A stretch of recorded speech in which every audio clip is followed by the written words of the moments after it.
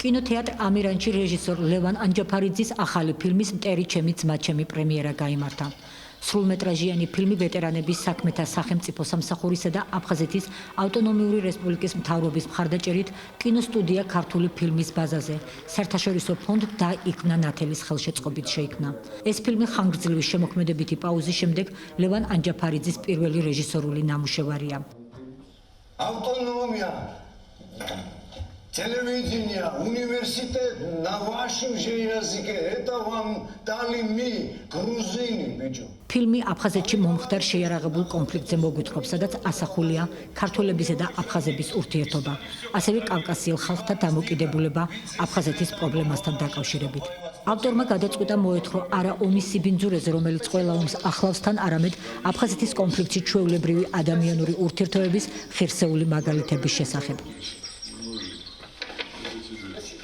ფილმში მაქვს გიას როლი, რომელიც არის ოხუმიდან, ეროვნებით ქართველი, რომელსაც თავისი აფხაზის მათნაფიცის სახელით ოჯახის წევრებს უფეთქებენ და რჩება, ასე ვთქვათ, სულ მარტო. მაგრამ მაინც ნდობას არ კარგავს ადამიანების მიმართ და მიდის თავისი მათნაფიცის სანახავად, რომელიც ამბობს, რომ ამ აფეთქებაში არაფერი ბრალი არ მიუძღვის. ჩემი პერსონაჟი არის ტოგო, ასეთი პიროვნება, რომელიც მეთაური არის აფხაზების მხრიდან და ყავს მათნაბიცი გია. დიდი ინტერესი გამიშთა, რომ ეს ტოგოს როლი შემესრულებინა, ვინაიდან ეს არის დიდსულოვანი პიროვნება. ეს არ არის სისხლისწველი ადამიანი. ამ კაცში არის დადებითი ხასიათი. ტოგოს სახელით თავარ პერსონაჟს გიას აუფეთქებენ ოჯახს ამოუწყვეტავი.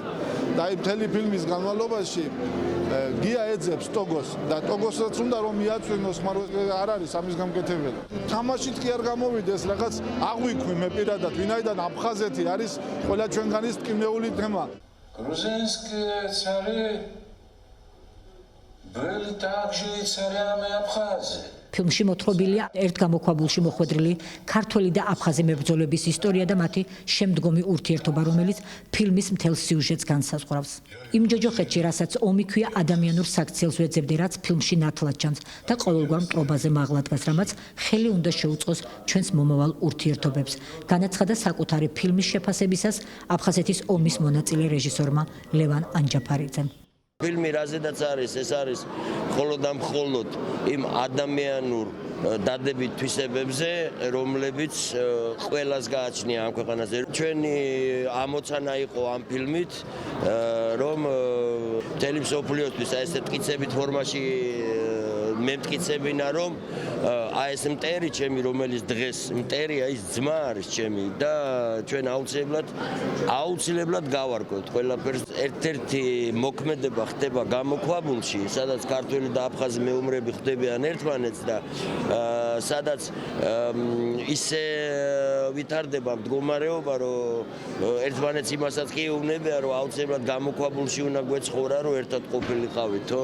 როგორც კი ისინი პატიობენ ერთმანეთს ძალიან მძიმე დანაშაულობებს, იმ წუთშივე შემოდის მესამე ძალა, რომელიც ცდილობს, რომ ისევ აურდაურიოს მათ შორის ჩამოგდებული ზავი, მაგრამ მას ეს აღარ გამოსდის და ჩვენი ამოცანაც ეს არის, რომ არავის აღარ გამოუვიდეს წყლის ამღვრევა ჩვენსა და აფხაზებს შორის. ჩემი პერსონაჟი არის თარაში, ქართველი მეომარი, რომელიც თავის მეგობრებთან ერთად, ესენი პარტიზანები არიან და თავის მეგობრებთან ერთად მიდის არაოფიციალურ მოლაპარაკებაზე კავკასიელ ხალხთან. მე მგონია, რომ საერთოდ ეს პრობლემა ჩვენ ქვეყანაში უნდა აქტუალური იყოს უფრო მეტად.